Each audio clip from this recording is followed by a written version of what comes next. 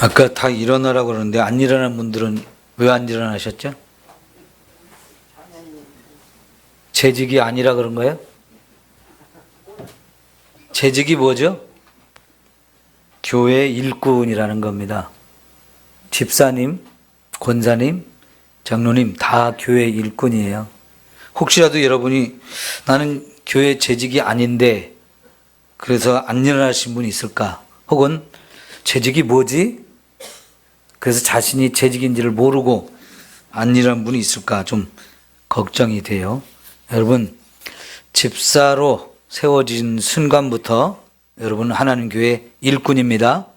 그래서 모두가 함께 힘을 합해서 하나님 주신 사명을 좀 잘 감당하기를 바랍니다. 이거 다 나눠주셨나요? 아, 다 나눠주셨어요? 자, 꺼내세요.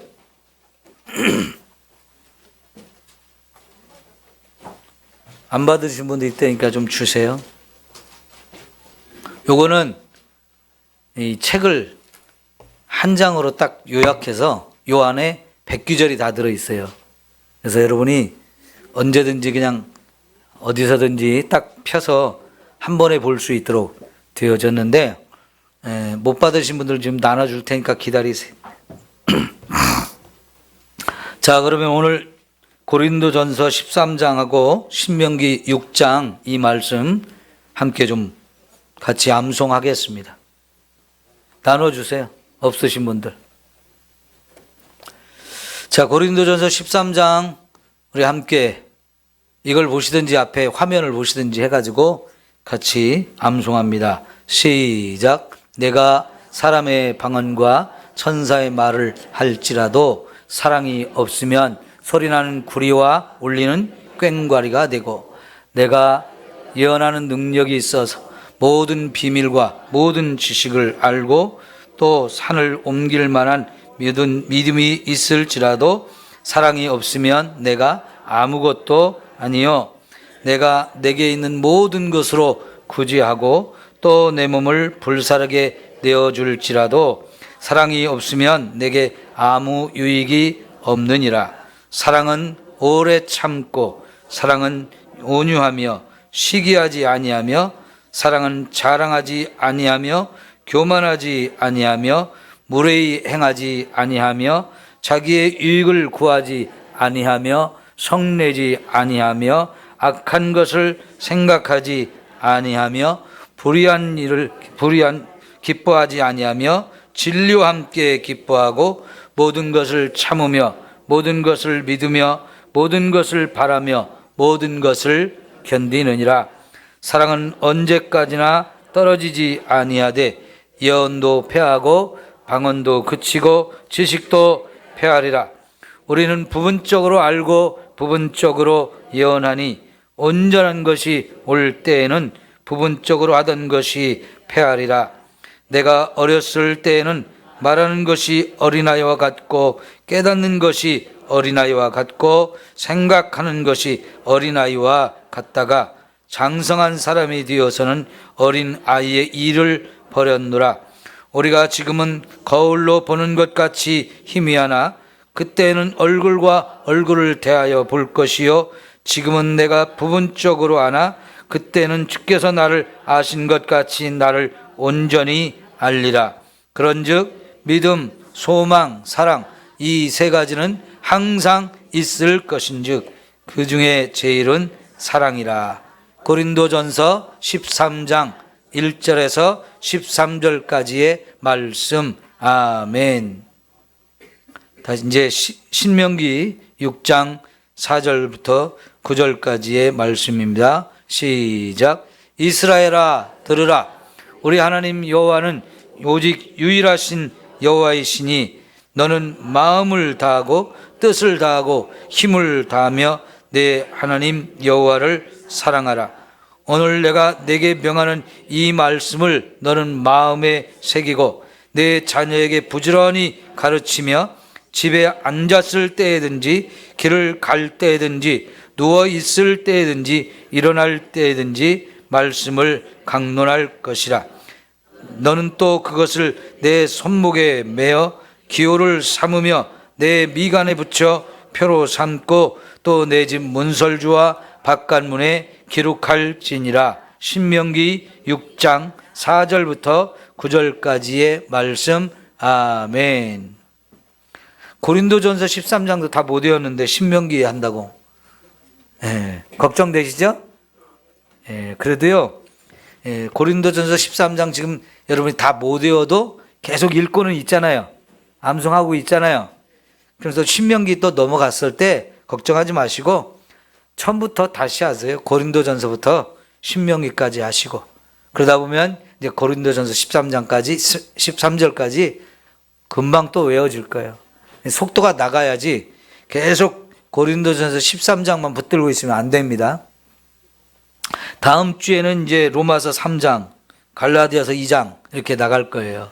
너무 한 곳에 머물러 가지고 그것만 붙들고 주물럭거리시면 안 됩니다.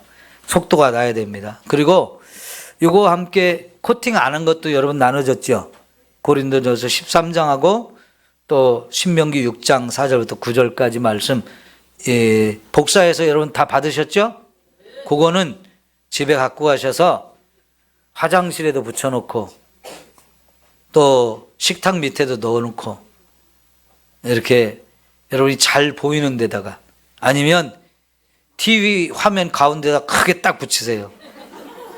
TV 보고 싶을 때 그거 말씀 외우라고. 그리고 다시 떼놓고 TV 보시고 끝날 때 또 붙여놓고 외우고. 자, 그렇게 하셔서 자꾸 많이 보셔야 돼요.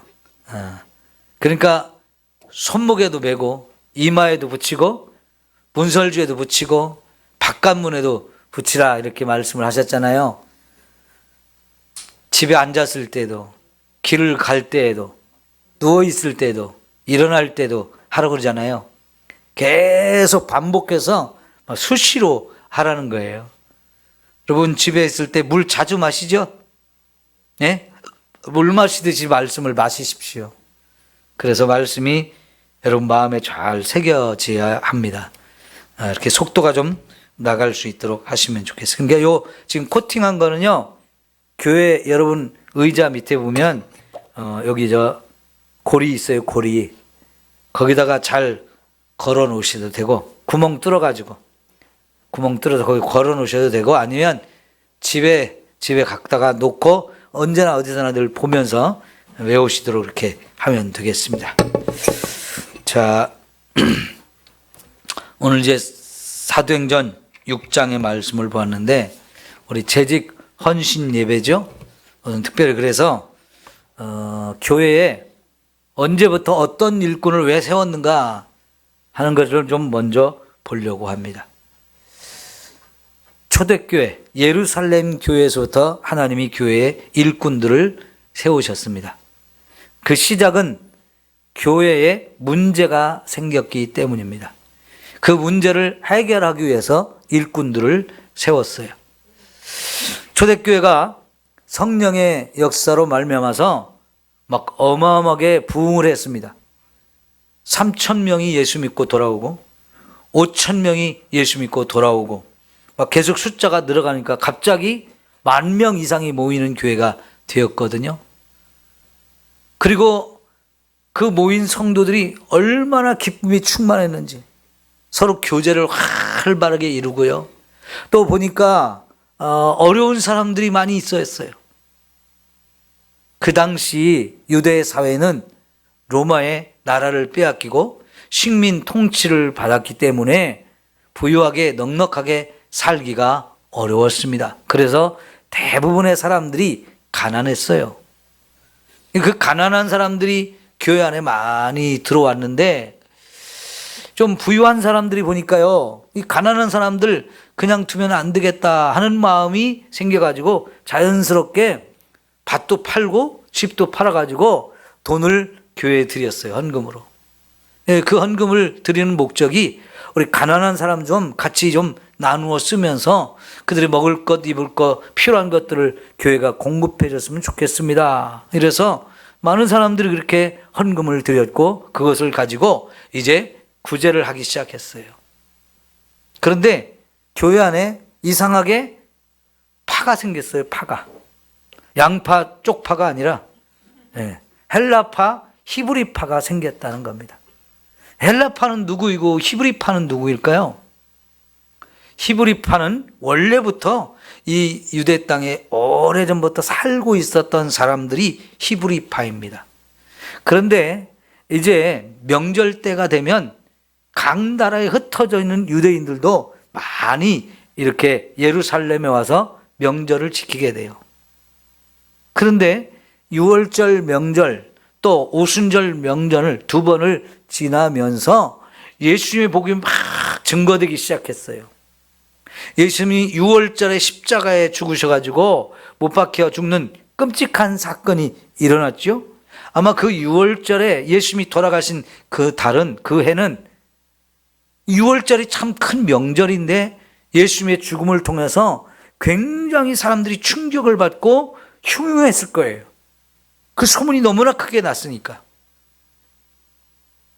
예수님은 특별히 십자가에 죽기 위해서 십자가를 자기가 못 박힐 십자가를 지고 그 골고다 언덕까지 그 예루살렘 시내를 거쳐서 쭉 걸어 올라가셨잖아요. 그때 정말 많은 구경꾼들이 있었고 예수님은 머리에 가시 면류관을 쓴 채로 온몸에 채찍에 맞아서 막 갈기갈기 다 찢어지고 그런 상태로 피를 많이 흘렸는데 그 몸으로 무거운 십자가를 지고 가다가 힘이 없어서 여러 번 쓰러졌죠. 그때마다 병사들이 막 욕하고 채찍을 때리고 옆에 있는 사람들 막 비난하고 조롱하고 이런 일들을 많이 당하면서도 계속해서 십자가를 지고 가다가 더 이상 힘이 없을 때 구레네 시몬에게 대신 지고 가라고 해서 결국은 골고다 언덕에서 이렇게 못 박혀 돌아가셨는데 그 골고다 언덕은 성 밖에 있었어요. 말 그대로 성 안에서도 쉽게 볼 수 있는 언덕 위에 있었기 때문에 성 안에 있는 사람들도 대부분이 예수님이 그 십자가에 못 박혀 죽는 장면을 많이 보았습니다. 특히나 예수님이 자신을 구원자라고 우리를 구원하기 위해서 오신 메시아라는 얘기를 너무나 많이 하셨고 예수님의 소문이 엄청 많이 퍼져 있었잖아요. 저 먼 시골에서 온 사람들도 항상 이 예루살렘에 살던 사람들도 너나 할 것 없이 예수님에 대한 소문이 엄청 많이 나서 알고 있는데 그 예수님이 이렇게 끔찍하게 죽으셨잖아요. 그런데 3일 만에 예수님이 부활하셨어요. 이제 예수님의 소문이 점점 더 많이 퍼져나갔죠. 죽은 사람이 살아난다는 것 있을 수 없는 일이라고 생각을 했어요. 더구나 예수님처럼 끔찍하게 죽음을 당하셨는데 그분이 죽음을 이기고 부활하셨다. 이거는 더 큰 충격을 사람들에게 주었는데요. 이제 50일이 지나서 이제 오순절 성령 강림이 일어났을 때 예수님은 하늘로 승천하시고 성령 충만한 제자들이 막 복음을 전해가지고 이제 교회가 막 커졌단 말이죠. 자, 그런데 이 커진 교회에 문제가 안팎으로 생겼어요. 밖에서 일어나는 문제는 뭡니까? 교회를 핍박하는 일이에요. 예수님을 죽인 사람들이 예수님이 부활하셨다, 우리의 구원자다 이런 얘기를 하면서 예수를 믿어야 구원받는다 이런 얘기를 복음을 전할 때 많은 사람들이 예수를 믿는 일을 보면서 예수님을 죽인 사람들이 위협을 느꼈어요. 그 예수를 우리가 죽였는데 그 예수를 메시아로 자꾸 많은 사람들이 믿는단 말이에요. 그러니까 이장 두면 안 되겠다 해서 이제 제자들을 잡아다가 옥에 가두기도 하고 매를 치기도 하면서 예수한 이름을 전하지 말라고 막 이렇게 한단 말이죠. 그러니까 이것은 교회가 경험한 첫 번째 어려움인데 예수 복음을 전하지 못하게 하고 복음 전하는 자들을 옥에 가두고 잡아가고 때리는 이런 일들을 겪는 거지요. 교회가 경험한 아주 큰 위기요 어려움이었어요. 그런데 예수 믿는 사람들이 이게 분명히 위기이고 어려움이지만 이걸 두려워하지 않았단 말이죠. 아무리 박해를 하고 반대를 해도 그럼에도 불구하고 이들은 그런 걸 두려워하지 않고 더 열심히 복음을 전함으로 인해서 그거를 이겼어요. 밖에서 오는 이 위기를 더 큰 믿음으로 이겨나갔단 말이죠. 오히려 그런 걸 개의치 않고 열심히 복음을 전함으로 그런 어려움은 충분히 감당하고 극복할 수 있는 이런 능력을 하나님 부어주셨어요. 그런데 이제 좀 지나니까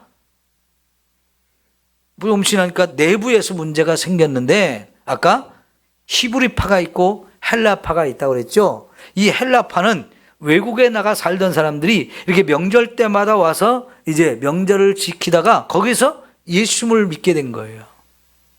근데 이 사람들이 원래 살던 땅으로, 원래 살던 나라로 돌아가야 되는데 예수 믿는 게 너무 좋다 보니까 다른 데 가면 예수 믿는 사람이 없잖아요. 그러니까 예루살렘에는 예수 믿는 사람들이 있는데 그 사람들이 돌아가지 않고 계속 예루살렘에 머물러 있는 거예요. 그럼 여러분, 처음에 명절을 지키기 위해서 예루살렘에 올 때는 분명히 하나님께 드릴 제물도 가져왔겠고, 이 명절을 지키면서 갈 때, 올 때, 또 여기 머무는 동안에 쓸 경비들도 가지고 왔겠죠. 그러나 자기들이 처음 올 때는 여기 예루살렘에 오래 머물 생각이 없었어요. 그런 계획이 없었어요. 근데 갑자기 예수를 믿게 되면서 예루살렘에 더 있고 싶은 거죠. 그러다 보니까 여러분, 경비가 자꾸 떨어질 거 아니에요. 이게 이제 그 사람들한테 문제가 생겼는데, 그 사람들이 헬라파예요. 그 사람들은 유대인이기는 하지만, 그래서 히브리어도 쓰기는 하지만 외국에 살면서 헬라어를 많이 쓰는 사람들, 그래서 헬라파라고 하는데, 이 사람들이 이제 교회에 머물다 보니까 먹고 사는 문제가 점점 심각해진 거예요. 그래서 이걸 보고 또 몇몇 사람들이 이렇게 헌금을 들여가지고 그들의 필요를 따라 나누어주게 되었는데, 가만히 보니까요, 이 구제에 참여해야 될 사람, 구제의 도움을 받아야 될 사람들이 너무 숫자가 많은데 12명의 사도들이 그 일을 가다 보니까 빠지는 사람들이 하나씩 둘씩 알게 모르게 생긴 거예요. 왜 그래요? 너무나 갑작스럽게 숫자가 많아졌는데 누가 지금 예수 믿는 사람이고 안 믿는 사람이고 다 분별할 수가 없는 상황이죠. 그리고 어떤 사람이 지금 어려운지 또 덜 어려운지 이걸 다 파악을 못하고 있는 상태예요. 그러다 보니까 이렇게 구제를 했는데도 불구하고 더 받는 사람도 있고 덜 받는 사람도 있고 못 받는 사람도 당연히 생겨지게 되어진 거죠. 그러니까 못 받는 사람들이 주로 헬라파 사람들이 못 받는 거예요.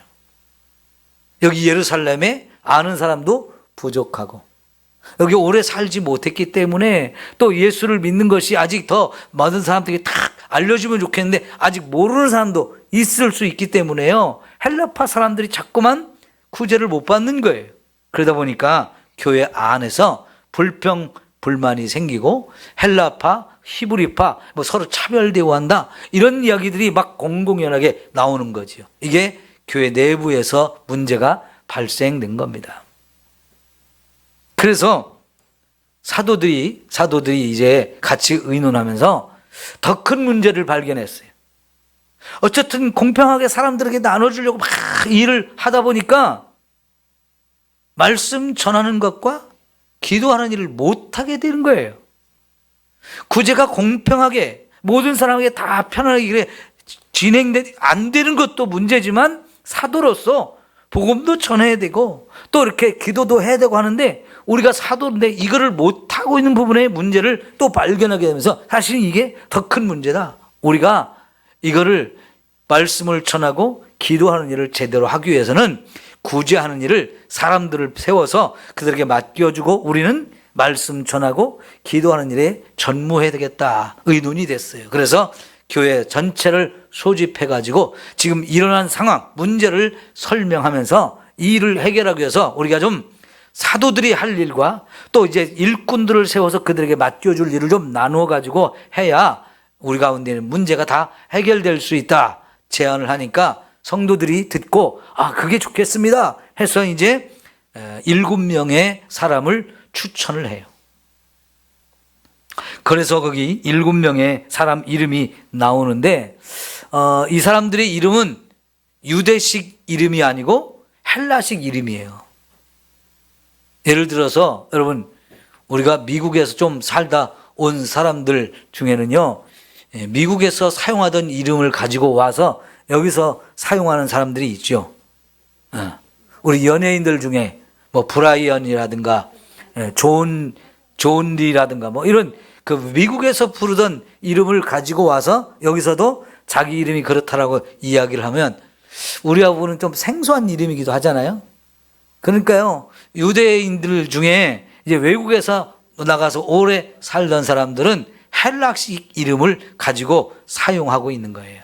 근데 여기 7명의 이름이 다 헬라식 이름인 것을 우리가 확인해 볼 수 있는데, 물론 유대 땅에서 오래 산 사람도 유대식 이름을 가진 사람도 있지만 헬라식 이름을 가진 사람도 있어요. 그래서 이 이름만 가지고 이 사람들이 다 헬라파 사람들이다 말하기는 어렵지만, 그래도 상당수의 7명 중에 헬라파에 속한 사람들을 훨씬 더 많은 일꾼으로 세운 것 같아요. 그래야 그들이 헬라파에 속한 사람들을 빠지지 않고 구제를 잘 할 수 있기 때문에 그런 배려를 한 것 같은데요. 어쨌든 그렇게 해서 일꾼들을 세우게 되었다는 거지. 교회에 문제가 생기고 그 문제를 해결하는데 그 일을 잘 할 수 있는 일꾼들을 세워서 그 일을 전적으로 맡겨줌으로 인해서 사도들이 해야 할 일도 제대로 되고 이 구제하는 일도 제대로 될 수 있도록 여기에 필요한 일꾼을 세운 것, 이게 일꾼이 세워진 상황의 설명이라고 볼 수 있습니다. 자, 그런데 여러분, 사도들은 이런 일꾼을 세우면서 자격이 필요하다 그랬어요. 이런 일을 감당하는데 자격을 갖춘 사람이 필요하다 해서 3가지를 말하고 있거든요. 첫째는 성령과 지혜가, 성령 충만한 사람. 2번째는 지혜가 충만한 사람. 3번째는 칭찬받는 사람 그랬습니다. 여러분, 하나님의 교회 안에서 여러 가지 일을 감당할 때 자격 조건 중에 제일 우선되는 게 성령 충만인 줄 믿습니다. 여러분이 이제 삼성교회 귀한 일꾼들로 세워졌기에 여러분이 이 사명을 감당하기 위해서 첫째로 필요한 것이 성령 충만한 은혜를 누리는 거예요. 성령 충만한 게 뭐죠? 성령님을 내 안에 모시는 거예요. 성령 하나님. 성령 하나님을 내 안에 모셔서 그 성령 하나님이 나를 지배하시는 거예요. 그래서 성령이 인도하시는 대로 우리가 순종을 잘하는 사람, 이 사람이 바로 성령 충만한 사람입니다. 이런 사람이 되면 내 생각과 내 뜻, 내 방법, 내 능력 이런 것들을 다 내려놓고 성령님을 의지하면서 성령님이 인도하시는 대로 제가 따르겠습니다. 성령님이 말씀하시는 대로 제가 순종하겠습니다. 이런 상태가 되어지는 것을 바로 성령 충만이라고 말할 수 있지요. 이런 사람이 교회 일을 감당해야 되겠죠. 자꾸 교회 일을 하면서 내가 가진 걸 자꾸 먼저 생각해요. 난 많이 배웠다, 조금 배웠다. 나는 물질이 많다, 적다. 사회적으로 뭐 지위가 높다, 낮다. 이런 것만 자꾸 생각하면서 그런 것을 통해서 내가 일을 한다, 못한다. 자꾸 이런 생각을 해요. 여러분, 그것은 하나님 교회 일을 하는데 전혀 합당하지 않은 모습입니다. 우리가 인간적으로는 가진 것도 없고 부족한 것도 많고 연약함도 많다 할지라도 하나님이 주신 힘과 은혜와 능력이 있으면 얼마든지 그 일을 감당할 수 믿습니다. 여러분, 다윗이 골리앗과 싸울 때 자기가 가진 힘으로 했습니까? 아니죠. 골리앗은 자기가 가진 힘을 자랑하면서 그 힘으로 나와서 전쟁을 하는 사람이었어요. 누가 봐도 그가 대단한 거인이었고 엄청난 힘을 가진 사람이었기 때문에 다 거기에 기가 죽어서 꼼짝을 못했어요. 근데 어린 아이에 불과한 다윗은 자기는 그 사람에 비하면 키도 너무 작고 힘도 정말 작은 사람이고 무기도 잘 사용할 능력이 없는 사람이에요. 그럼에도 불구하고 어떻게 그가 그 골리앗 앞에 나가 싸우겠다고 하는 겁니까? 자기의 가진 것은 없지만 하나님이 나와 함께한다. 하나님이 나를 붙들어 사용하시면 얼마든지 내가 저 거인도 싸워서 이길 수 있다는 이런 믿음이 있었기 때문에 그가 담대하게 싸움에 나갔고 진짜 그의 믿음대로 하나님이 그를 통해서 거인 골리앗을 한 방에 깨트리잖아요. 우리 하나님을 믿는 사람들은 일할 때 바로 그런 마음을 가지고 해야 합니다. 성령 하나님이 나와 함께한다. 그 하나님께서 내게 지혜도 주시고 능력도 주시고 얼마든지 많은 일을 내가 못하던 것도 할 수 있게 된다는 믿음을 가지고 우리가 하나님 주신 사명을 감당해야 할 줄 믿습니다. 여러분, 성령 충만을 위해서 기도하십시오. 이 성령 충만은 성령 하나님을 내 안에 자꾸 모시고 내가 성령님께 순종하겠습니다. 따르겠습니다. 나를 인도해 주세요. 나에게 능력을 주시고 지혜도 주시고 감당할 수 있는 힘을 주세요. 여러분, 얼마든지 기도하면 하나님이 성령으로 여러분 충만케 되어지고 여러분 맡겨준 사명, 그것이 무엇이든지 잘 감당하게 되어질 줄 믿습니다. 자꾸 내가 지금 어떤 상태다, 무엇이 있다 없다 이것만 생각하면서 안 합니다, 못합니다 그러시는 분들이 있어요. 여러분, 교회 일을, 하나님의 일은 그렇게 하는 게 아니지요. 성령에 충만해서 성령이 주신 능력으로 우리가 모든 일을 하게 되어질 줄 믿습니다. 여러분, 사도행전 1장 8절에 너희에게 성령이 임하시면 그 다음에 뭐예요? 권능을 받고 그랬어요. 권능. 그 권능이라는 단어가 다이나믹이라는 거거든요. 다이나믹. 여러분, 이거는 다이나마이트라는 단어가 이 다이나믹에서 왔거든요. 여러분, 다이나마이트가 뭡니까? 폭탄이죠, 폭탄. 다이나마이트에 불을 붙여서 딱 던지면 이게 확 폭발을 합니다. 근데 그 폭발하는 힘은 어마어마해요.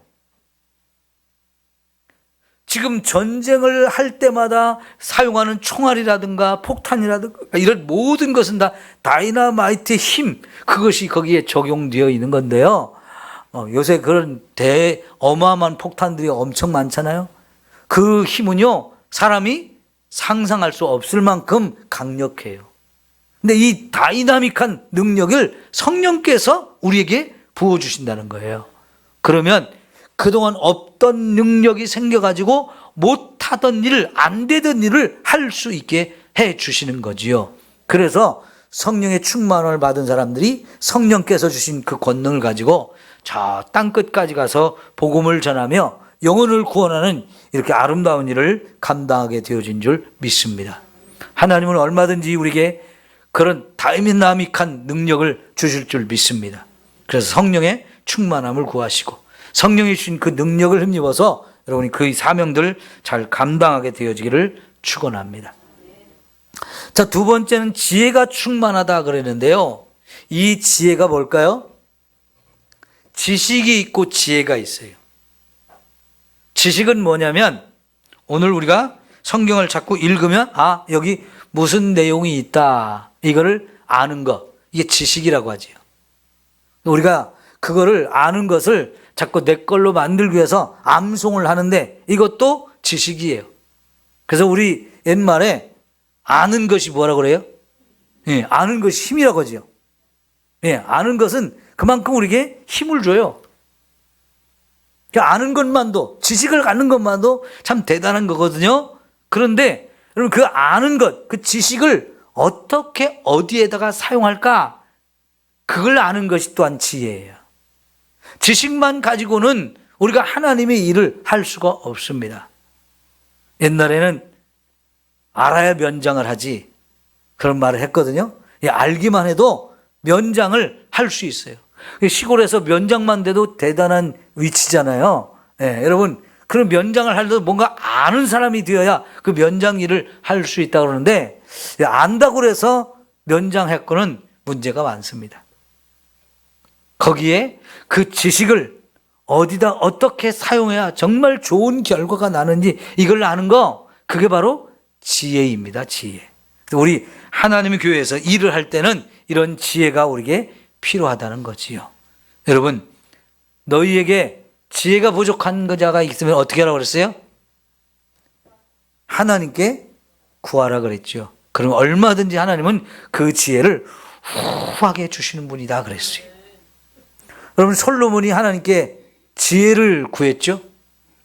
왕이 되었지만 자신은 너무 부족하다고 생각했어요. 한 나라의 왕이 돼서 이 많은 백성들을 다스리고 특별히 백성들이 가져오는 이 재판 문제, 송사 문제를 잘 듣고 지혜롭게 잘 처리해 줘야 되는데 나에게는 지혜가 없습니다. 왕이 그 일을 잘해야 되는데 하나님 제게 지혜를 주세요 하고 기도했죠. 그때 하나님이 야, 네가 돈을 구한 것도 아니고 명예를 구한 것도 아니고 권세를 구한 것도 아니고 장수해달라고 구한 것도 아니고 지혜를 구하다니 정말 잘했다. 내가 너를 정말 지혜를 주는데 너의 전에도 그런 지혜를 가진 사람이 없고 내 후에도 그런 지혜를 가진 사람이 없다 할 만큼 너에게 많은 지혜를 주겠다. 이렇게 하나님이 약속하시면서 지혜를 부어주셨죠. 소문이 전 세계로 퍼져나갔어요. 그래서 저 남쪽 아프리카의 스바라고 하는 지역에 왕이 그 소문을 듣고 솔로몬의 지혜를 좀 한번 들어보고 싶다고 찾아왔잖아요. 근데 그런 지혜를 아무 데서나 들을 수가 없기 때문에 엄청난 보물을 가지고 와서 선물로 드리면서 당신의 지혜를 한번 들어보고 싶습니다. 왜 그래요? 지혜라는 게 그렇게 중요한 것이고 멋진 것이기 때문에 그렇죠. 하나님은요, 그런 지혜를 구하는 자에게 얼마든지 주신다라고 약속하셔요. 우리가 하나님 난 지혜가 없습니다. 그런 사람은요, 정말 하나님 앞에 지혜를 달라고 구하십시오. 제가 봐도 어떤 사람은 좀 지혜가 있었으면 좋겠는데 그런 사람들이 있어요. 여러분, 그런 지혜가 되게 부족하다 그러면 하나님께 구하십시오. 그러면 하나님이 얼마든지 후히 주시고 꾸짖지 않는다고 하셨습니다. 그런 지혜가 있어서 이렇게 사명을 감당하게 되면 그런 사람들 때문에 일이 잘 되어지는 거예요. 한 사람의 지혜로운 사람이 100명을 살릴 수 있는 거예요. 지혜가 그만큼 중요하죠. 이 지혜의 근본은 하나님이시라고 그랬어요. 지혜의 근본은 하나님이다.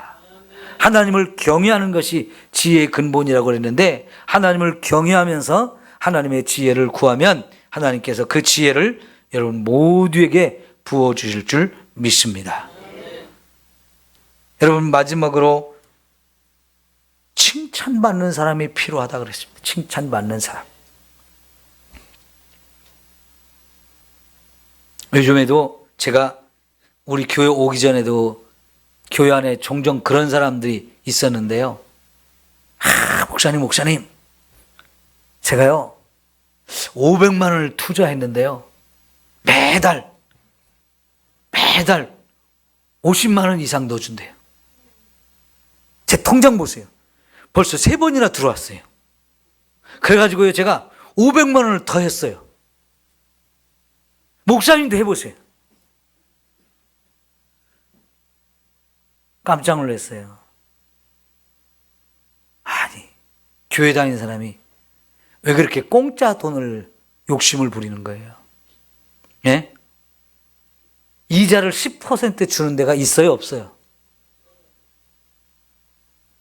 이자를 10% 준다고 하면 그 사기꾼이에요, 뭐예요? 100% 사기꾼입니다. 여러분, 요새 은행에서 아무리 비싼 이자를 준다고 해도 5%가 넘지 않아요. 4% 넘어도 많이 주는 거예요. 막 10% 이자를 준다고 하면서 나는 벌써 이자를 2번이나 3번이나 받았다고. 내가 그래가지고 내 아들도 좀 돈 달라고 그래가지고 겉에 집어넣고요. 동생 것도 좀 달라고 그래서 집어넣고요. 막 사람들한테 건면했다고. 그런 소리 하지 말라고. 교회에서 다른 사람한테 절대로 얘기하지 말라고. 그거 사기꾼이라고. 목사님, 내가 어떤 사람인데 그런 사기꾼한테 속아요. 보시라고. 이자가 벌써 들었다고. 제발 좀 그런데 욕심 좀 부리지 마세요. 우리가 땀을 흘려서 내가 일해서 돈을 버는 게 가장 복된 일이에요. 세상에 눈먼 돈이 어디 있어요? 예? 나 같은 사람 눈에 팍팍 떼가지고 나 부자 만들려고 세상에 눈먼 돈이 있을까요? 그런데 욕심 부리면 안 돼요. 요새 수도권에 있는 큰 교회 목사님이 광고를 하는데 교회 안에 그런 사람들 자꾸 있다고. 그래요. 그럼 주님 오실 때까지 그런 사람은 끊임없이 일어날 거예요. 어느 교회 장로님이 하는 거라고. 목사님들도 많이 온다고. 권사님들, 집사님들도 많이 온다고. 거기 가면 찬송 부르면서 한다고. 그놈들이 다 사기꾼이에요. 예? 목사가 사기꾼이고 장로가 사기꾼이고 권사가 사기꾼이면 돼요, 안 돼요? 그런데 돈 앞에서는 이게 없어, 이렇게. 여러분, 우리가 칭찬받는 사람이 되어야 합니다. 더구나 우리가 교회 일꾼이 됐으면 세상 사람들한테 손가락질 받는 사람이 아니라 칭찬받는 사람이 되어야 해요. 교회 일을 하는데 세상 사람들이 왔을 때 저 손가락질 하는 사람이 교회 일을 한다. 그럼 예수님을 욕먹이는 거지요. 그러면 그런 사람 빨리 교회를 떠나셔야 돼. 예? 교회가 부흥되는 건 정말 귀한 일이지만 그런 사람이 교회에 있으면 교회 부흥을 가로막는 사람이 되고 교회 욕을 먹여서 여러분 많은 사람이 그 사람 때문에 교회를 떠나게 되고 욕을 먹잖아요.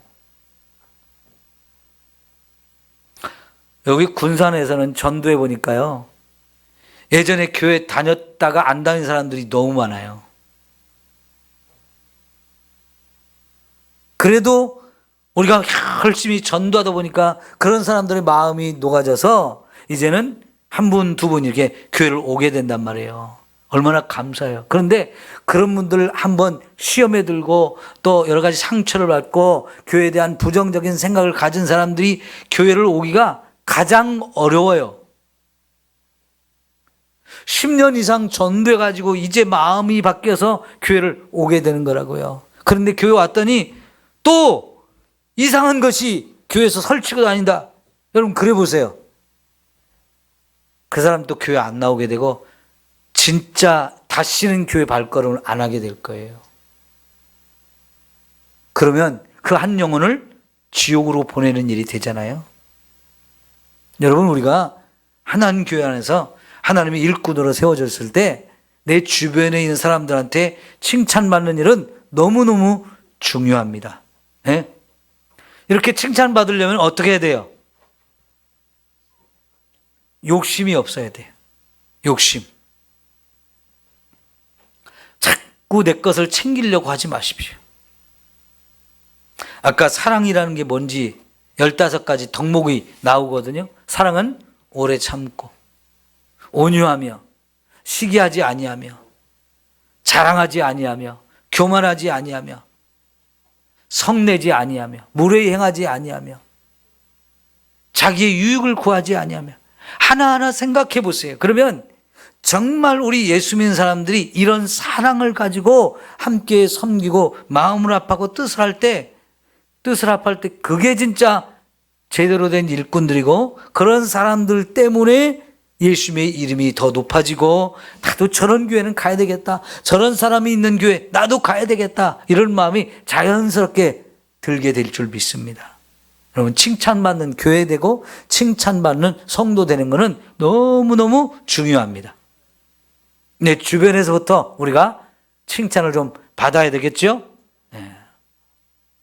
우리 교회 주차장이 있어가지고 평일에는 이 지역에 있는 사람들이 와서 주차를 해요.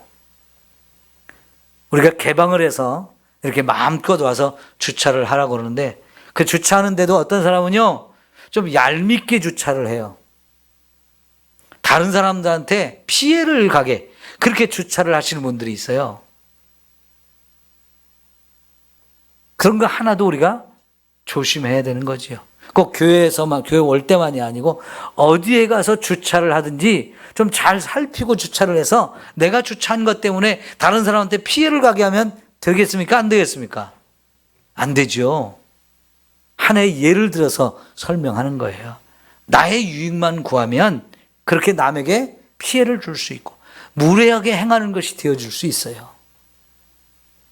여러분 정말 사랑으로 우리가 모든 일을 감당하면 칭찬받는 귀한 일꾼이 되어질 줄 믿습니다. 지혜도 필요하고 이렇게 칭찬받는 일도 필요한 거지요. 하나님 이런 사람들이 교회 일꾼이 되어야 된다고 그랬는데 이제 성도들이 막 누가 됐으면 좋을지 막 살폈어요. 주변의 사람들 막 살피다 보니까 이제 추천을 했는데 결국 7명이 추천이 되졌죠. 예.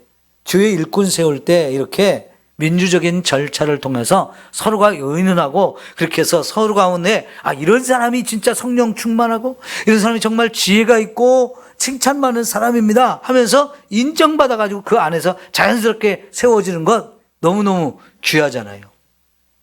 여러분 교회에서 장로님들을 세우고 권사님들 안수 집사님을 세울 때 이런 방식으로 하죠. 중요한 거예요. 공부를 많이 했으니까 똑똑하니까 세워주고 아는 사람이 많으니까 세우고 일가친척이 많으니까 세우고 돈 좀 있으니까 세우고 어디 높은 자리 있으니까 세우고 절대로 그것이 아니에요. 정말 모두가 생각했을 때 하나님이 기뻐하시는 일꾼이 누군가 이렇게 생각하면서 서로 추천하고 그런 가운데서 세워지는 일꾼, 이게 가장 좋은 방법이죠. 그러나 그것만 가지고 되는 건 아니고요. 그 사람들을 위해서 사도들이 안수 기도를 했어요. 뭡니까? 하나님이 세우는 것이죠. 하나님 교회의 일은 사람들에 의해서만 추천되어 가지고는 안 되고요. 반드시 하나님이 인정하시고 하나님이 주신 권세로 임명하시는 이런 절차가 필요합니다. 그래야 이 사람은 하나님이 인정하고 하나님이 세우신 사람이다. 그건 권위를 갖게 되어지고 그 권위로 또 일을 하게 되어지는 거지요. 자, 그랬을 때 결과가 어떻게 됐나요? 이제 사도들은 말씀을 전하는 것과 기도하는 일에 전념할 수 있게 되었어요. 그리고 굳이 하는 일은 이제 7명의 집사님들이 함께 힘을 합해서 하다 보니까 교회 안의 문제가 싹 해결이 됐죠. 여러분, 교회 안에서 여러분 문제를 일으키는 사람이 되지 마시고 문제를 잘 해결하는 이런 일꾼들이 되기를 축원합니다. 여러분이 문제가 있는 곳에서 그 문제를 잘 해결해야 돼요. 근데 어떤 사람은 자꾸 문제를 만들어내요. 그러면 교회가 점점 더 어려워지겠죠. 이런 일꾼들을 통해서 교회 안에 있는 문제가 하나씩 잘 해결되어지고 교회가 평안하게 되어져야 할 줄 믿습니다. 그러고 나니까요, 사도들은 더 열심히 복음을 전하고 또 열심히 기도하는 가운데 이 복음이 더 많은 사람들에게 증거되어지므로 교회에 풍성하게 부흥의 역사가 일어났다 그랬어요. 여기 7절에 보니까 하나님의 말씀이 점점 왕성하여졌다. 예, 사도들이 열심히 복음을 전하고 복음을 잘 가르치는 이런 걸 통해서 교회 안에 있는 사람들도 말씀이 마음에 가득가득 채워지게 되고 또 나가서 열심히 또 복음을 전하니까 또 예루살렘 전역에 이렇게 말씀이 왕성하게 되어진 거죠.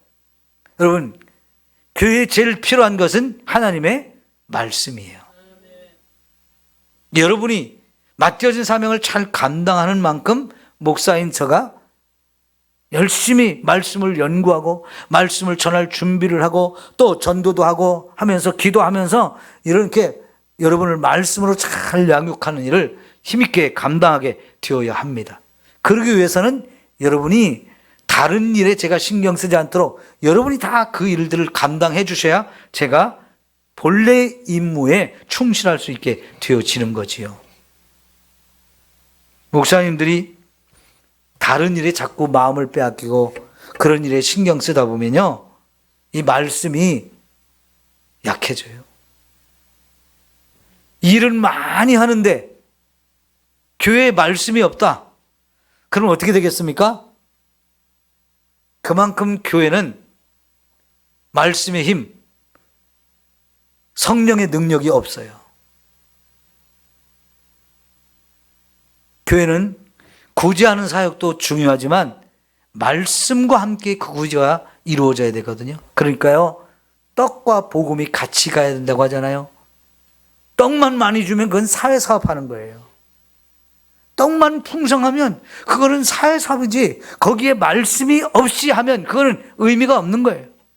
교회는 이런 떡을 주는 일을 한다 할지라도 거기에 말씀이 함께 가면서 말씀의 풍성한 역사가 있어서 영혼을 구원하면서 보국 구제 사역을 함께 할 때 가장 아름다운 결과를 이루어내게 될 줄 믿습니다.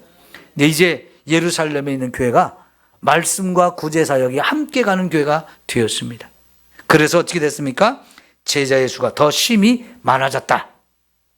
그러니까 교회가 부흥하는 그 원동력이 이렇게 말씀과 구제가 함께 감으로 인해서 제자의 수가 훨씬 더 많아지게 되어지고, 특별히 허다한 제사장의 무리도 이 뒤에 복종했다 그러는데 이게 굉장히 의미 있는 말이거든요. 왜냐하면요, 이 제사장들이 예수님을 가장 싫어하는 사람들이에요. 예수님을 가장 먼저 죽여야 된다고 목소리를 높이고 앞장섰던 사람들이거든요. 그래서 제자들도 보고 예수 복음 전하는 걸 제일 핍박을 했던 사람들인데, 이제는 그 제사장들 중에도 자신들이 한 일이 잘못한 걸 깨닫고 예수를 메시아로 인정하고 예수님을 믿는 사람들이 많이 생겼다는 거예요. 그러니까 여러분, 교회 안에서 문제가 해결되어지니까 교회 밖에서 교회를 막 핍박하는데 앞장서던 사람들까지도 자신들이 잘못된 걸 알고 이제 핍박하는 자가 아니라 예수 믿는 사람이 돼서 함께 복음을 전하는 사람이 되어진 거지요. 얼마나 멋지고 아름다운 일인가요? 교회가 평안하니까 이렇게 되어지는 거지요. 여러분, 우리 삼성교회에서 싸움이 일어나면 세상 사람들이 알까요, 모를까요? 너무나 쉽게 알아요. 왜 그러냐면 교회 다니는 사람들이 참 말을 많이 하거든요. 밖에 다니면서도 교회 안에 싸움이 일어난 거 금방 나가서 전해요. 그죠? 우리 삼성교회 그런 일이 없어야 합니다. 분열이 없어야 되고 싸움과 다툼이 없어야 돼요.